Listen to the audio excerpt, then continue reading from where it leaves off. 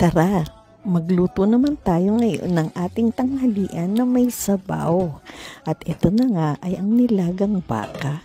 Nakita niyo naman na talagang sariwang-sariwa yung ating baka. And then syempre naglagay na rin tayo yung buto ba, yung parang anong tawag doon? Parang bulalo. Naglagay din tayo ng konting mga buto na yan kasi para mas lalong lumasa yung ating nilagang baka, di ba mga kabengers ko? At ayan, nakita nyo, pinakulaan natin at pinalambot yung ating baka. And then syempre, nung alam na natin na talagang malambot na yung baka, sinundan na nga natin ito ng Diyos ko, mais, diba? Talaga naman po, sa bali 3 pirasong mais ang nilagay ko yan at hinati-hati ko lang.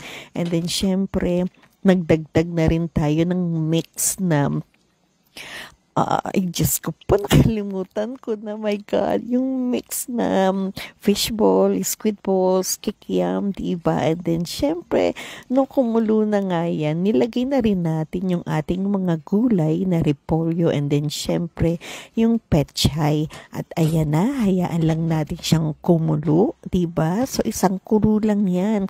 Kasi ayaw naman natin na talagang ma-overcook yung ating mga gulay, diba? Kaya ayan ang lola nyo na talaga naman pong inaano pa yung nilulubog pa yung mga gulay na yan. Excited na ako niyan Sabi ko kasi bakit ang tagal kumulo dahil gusto ko na siyang tikman, di ba mga ka-bangers ko? Kaya kita mo, bukas sara ako talaga.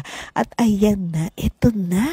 Kumulo na yung ating nilagang baka, di ba mga ka-bangers ko? Nakita nyo naman, napakaganda ng kulay, di ba? And then, saktong-sakto talaga to sa malamig na panahon. Ang sarap humigop ng sabaw. Kaya tara na, kain na tayo.